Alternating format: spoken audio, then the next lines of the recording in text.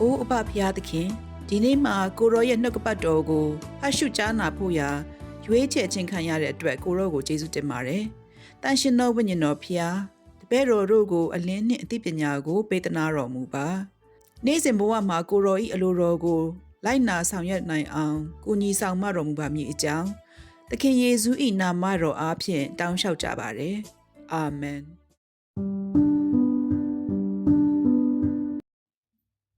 တို့ရဲ့ဘဝမှာစမ်းသပ်မှုတွေကိုထပ်ခါတလဲလဲအောင်မြင်ကျော်လွှားခြင်းနဲ့ကြောက်ရွံ့ချိန်မှာဘုရားသခင်ကိုကိုးစားခြင်းအကြောင်းဒီနေ့ဆင်ခြင်ကြရမှာပါ။မင်္ဂလာပါ။တမန်ကျမ်းစာ365ရက်တာခီးစဉ်ရဲ့118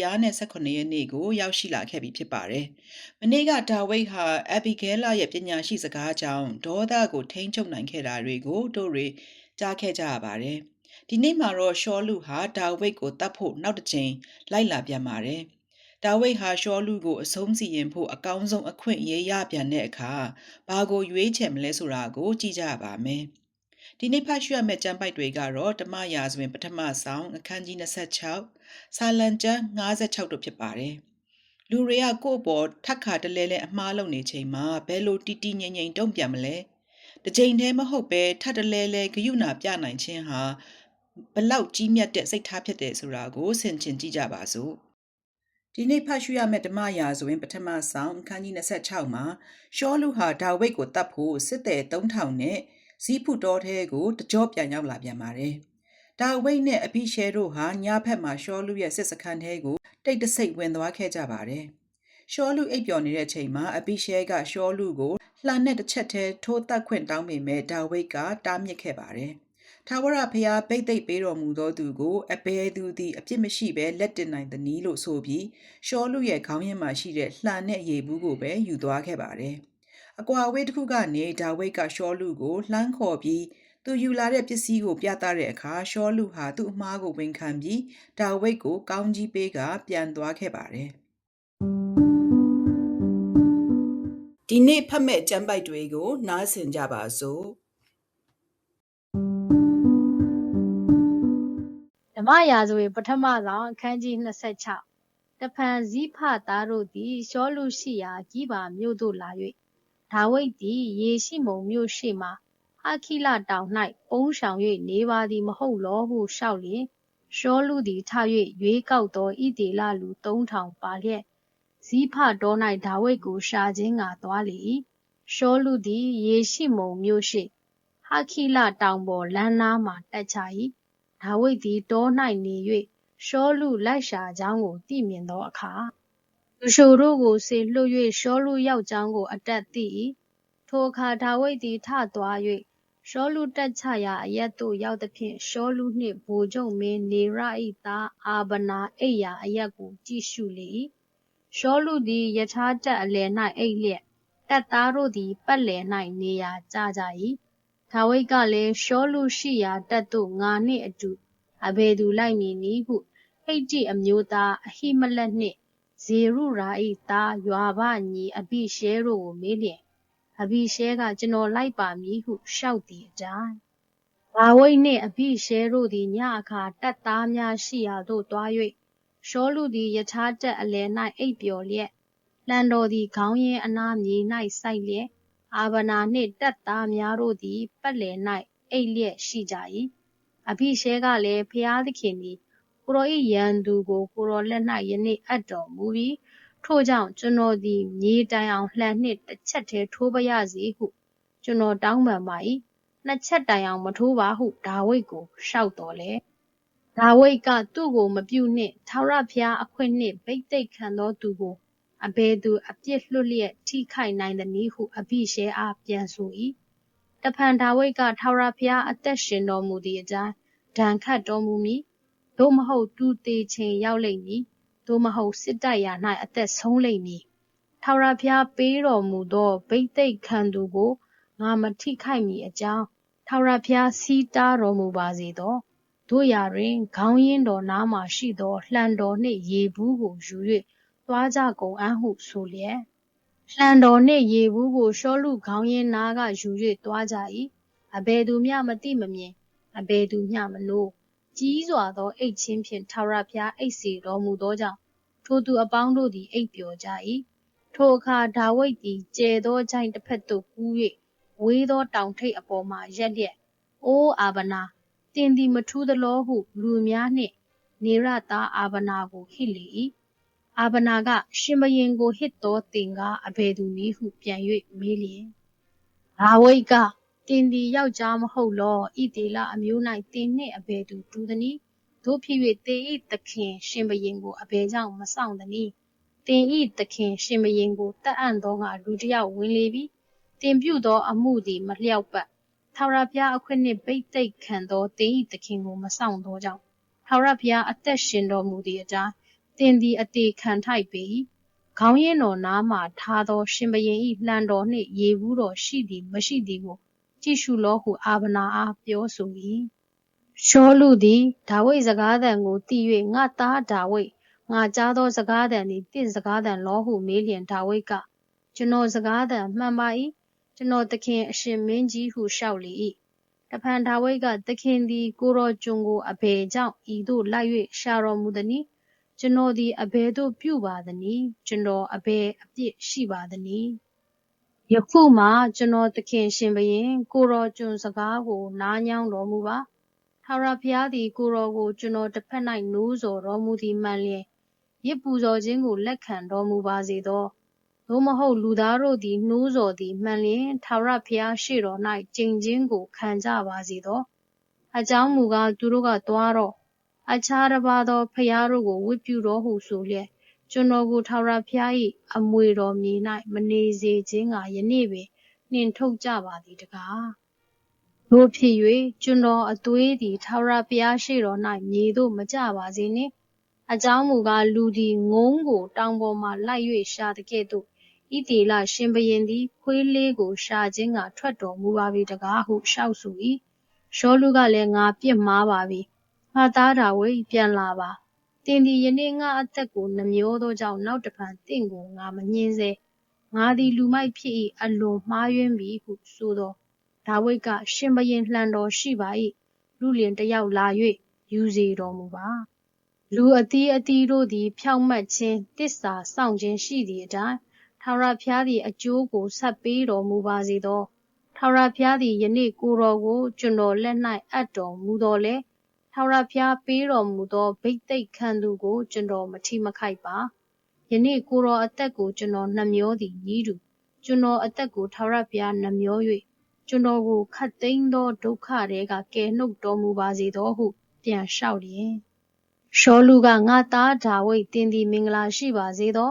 ပြုလေရာရာ၌အောင်မြင်ပါစေသောဟုဒါဝိဒ်အားဆိုပြီးမှဒါဝိဒ်သည်ထွက်သွား၍ရှောလုသည်လည်းမိမိနေရာသို့ပြန်လေ၏56ခုမြောက်သောဆာလံကျမ်းကိုတော့ဒါဝိဒ်ကိုဖိလိတလူတွေကဂါသမြို့မှာဖမ်းဆီးခဲ့စဉ်ကရေးဖွဲ့ခဲ့တာပါအကျွန်ုပ်သည်ကြောက်ရွံ့သောအခါကိုရောကိုကိုးစားပါမည်လို့ဆိုထားပါတယ်လူတွေကဘက်လောက်ပဲတိုက်ခိုက်ပါစေဖျားသခင်သည်ကျွန်ုပ်ဖက်၌ရှိတော်မူသည်ကိုအကျွန်ုပ်သိပါ၏လို့ဝန်ခံရင်ကိုရောရှင်ရဲ့ဂတိတော်ကိုချီးမွမ်းထားတဲ့ခွန်အားရှိစရာဆုတောင်းချက်ဖြစ်ပါတယ်56ခုမြောက်သောဆာလံအိုဖျားသခင်ကျွန်ုပ်ကိုတနာတော်မူပါလူတို့သည်ကိုက်စားအံ့သောဒေါသနှင့်နေ့တိုင်းတိုက်၍အကျွန်ုပ်ကိုနှိပ်စက်ကြပါ၏ရန်သူတို့သည်နေ့တိုင်းကိုက်စားအံ့သောဒေါသရှိ၍မြင့်သောစိတ်နှင့်အကျွန်ုပ်ကိုတိုက်သောသူအများရှိကြပါ၏အကျွန်ုပ်သည်ကြောက်ရွံ့သောအခါကိုတော်၌ခိုလှုံပါမည်ဖျားသခင်ကိုအမိပြု၍နှုတ်ကပတ်တော်၌ဝါကြွားပါမည်ငါသည်ဖျားသခင်ကိုခိုလှုံသည်ဖြစ်၍ကြောက်เสียမရှိလူသည်ငါ၌အဘယ်သို့ပြုနိုင်သနည်းသူတို့သည်နေ့တိုင်းငါစကားကိုအလွဲယူကြ၏ငါ၌မကောင်းသောအကြံကိုသာကြံစီကြ၏ငါအသက်ကိုစောင့်စဉ်အခါစုဝေး၍ချောင်းမြောင်းလျက်ငါခြေရာတို့ကိုကြည့်မှတ်ကြ၏သူတို့သည်မတရားသောအမှုအားဖြင့်လွတ်ခြင်းသို့ရောက်ရပါမည်လောအိုဖျားသခင်ထိုလူများတို့ကိုအမျက်တော်ထွက်၍လှဲတော်မူပါအကျွန်ုပ်သည်အရရက်လေရသောအချင်းအရာတို့ကိုကိုတော်မှတ်၍အကျွန်ုပ်မျက်ရည်တို့ကိုဘူးတော်ထဲမှထဲ့တော်မူပါစရင်တော်၌ရှိပါသည်မဟုတ်လောဖျားသခင်သည်ငါဘက်မှနေတော်မူသောကြောင့်ငါအော်ဟစ်သောအခါရန်သူတို့သည်လှန်ခြင်းကိုခံရကြမည်ကိုငါသိ၏ ဖျားသခင်ကိုအမိပြု၍နှုတ်ကပတ်တော်၌ဝါကြွားမည်ထာဝရဖျားကိုအမိပြု၍နှုတ်ကပတ်တော်၌ဝါကြွားမည်ငါသည်ဖျားသခင်ကိုခိုလုံသည်ဖြစ်၍ကြောက်เสียမရှိလူသည်ငါ၌အဘယ်သို့ပြုနိုင်သနည်းအိုဖျားသခင်အကျွန်ုပ်သည်ရှေ့တော်၌တစ္ဆာပြုပါသည်ဖြစ်၍တစ္ဆာဝတ်ကိုဖြေလျက်ကိုတော်ကိုချီးမွမ်းပါမည်ကိုတော်သည်အကျွန်ုပ်အသက်ကိုတေခြင်းမှကယ်လွတ်တော်မူပြီးအသက်ရှင်သောသူတို့၏အလင်းထဲမှဖျားသခင်ရှေ့တော်၌အကျွန်ုပ်ကြည်နေပါမည်အကြောင်းအကျွန်ုပ်ခြေကိုလည်းထိမိ၍လဲခြင်းမှကယ်လွတ်တော်မူမည်မဟုတ်လော Hi, my name is Father Mike Schmitz. ဒီကနေ့ဩဝါဒပိုင်းမှာတော့ဓမ္မရာဇဝင်ပထမဆောင်အခန်းကြီး26ကိုကိုးကားပြီးတော့ Father Mike ကစမ်းသပ်မှုသည်တစ်ကြိမ်ကြီးမဟုတ်ဆိုတဲ့သင်ခန်းစာကိုဒီလိုမျှဝေထားပါတယ်။ဒါဝိဒ်ဟာရှောလူကိုအသက်ချမ်းသာပေးဖို့အခွင့်အရေးဒုတိယကြိမ်ရလာတာပါ။တစ်ကြိမ်မကပဲဒုတိယကြိမ်မှာပါအသက်ချမ်းသာပေးခဲ့ခြင်းကသူ့ရဲ့စိတ်ထားသည်ခိုင်မာကြောင်းပြသနေပါတယ်။ Father Mike ကတို့ရအနေနဲ့တစ်ကြိမ်တစ်ခါဂရုဏာပြဖို့လွယ်ပေမဲ့တစ်ဖက်လူကအမှားဟောင်းကိုထပ်လုပ်နေချိန်မှာနောက်တစ်ကြိမ်ဂရုဏာပြဖို့ဆိုတာဘုရားသခင်ရဲ့ကျေးဇူးတော်မပါဘဲမဖြစ်နိုင်ပါဘူးတဲ့။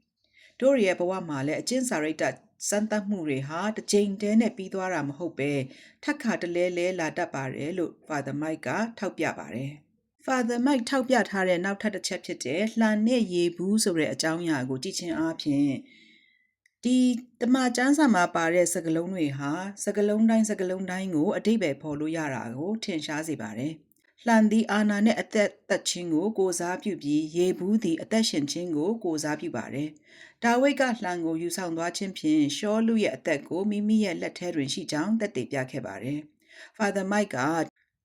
ဒါဝိဒ်သည်လက်စားချေခြင်းထက်တစ်ဖက်လူ၏နောင်တကိုပိုမိုအလိုရှိခဲ့ကြောင်းထောက်ပြထားပါတယ်။လက်စားချေခြင်းထက်ဘုရားသခင်ကိုစောင့်ဆိုင်ခြင်းဆိုတဲ့အချက်ကိုလည်း Father Mike ကခုလိုရှင်းပြထားပါတယ်။ဒါဝိဒ်ကရှောလူကိုတတ်နိုင်ပေမဲ့ထာဝရဘုရားသည်သူ့ကိုဒဏ်ခတ်တော်မူမည်။သို့မဟုတ်သူသည်အချိန်တန်၍သေမည်လို့ယုံကြည်ခဲ့ပါတယ်။ Father Mike ရှင်းပြတာကဒါဝိဒ်ဟာဘုရားသခင်ရဲ့အချိန်သတ်မှတ်ချက်ကိုကြော်ပြီးကိုယ့်ဘာသာကိုအာဏာကိုမယူခဲ့ပါဘူး။ဘုရားသခင်ပေးမှသာစစ်မှန်တဲ့ကောင်းကြီးဖြစ်ကြောင်းသူသိခဲ့ပါတယ်။ကြောက်စိတ်ကိုယုံကြည်ခြင်းဖြင့်အစားထိုးပါဆိုတဲ့အကြောင်းအရာကိုတော့ဆာလံကျမ်း56ကိုမိညမ်းမီ Father Mike ကအခုလိုရှင်းပြခဲ့ပါတယ်။ဒါဝိဒ်ဟာကြောက်စိတ်မရှိတဲ့စူပါဟီးရိုးလူစွမ်းကောင်းမဟုတ်ပါဘူး။သူလည်းကြောက်တတ်ပါတယ်ဒါပေမဲ့ကြောက်တဲ့အခါကိုရောကိုကိုးစားမယ်လို့ရွေးချယ်ခဲ့တာပါ။ Father Mike ကအခုလိုလဲအားပေးထားပါတယ်။တေမျိုးဖြစ်တဲ့လူသားတွေကငါ့ကိုဘာလို့နိုင်မှာလဲလို့မေးခွန်းထုတ်ပြီးဖျားသခင်ရဲ့ကြီးမြတ်မှုကိုအာယုံပြုလိုက်ပါတဲ့